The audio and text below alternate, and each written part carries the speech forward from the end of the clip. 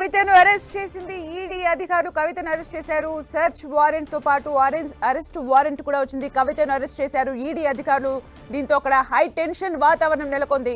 గత కొన్ని గంటలుగా ED officers కవిత ఇంటిలో చెకింగ్ చేస్తూనే ఉన్నారు. కవిత ఇంటి వద్ద హై టెన్షన్ వాతావరణం నెలకొంది. కవితను అరెస్ట్ చేశారు ఈడీ అధికారులు.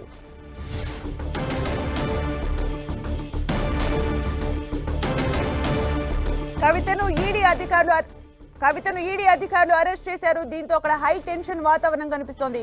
కవితకు సెర్చ్ వారెంట్ తో పాటు అరెస్ట్ వారెంట్ కూడా జారీ చేశారు. దీంతో అధికారులు కవితను అరెస్ట్ చేశారు.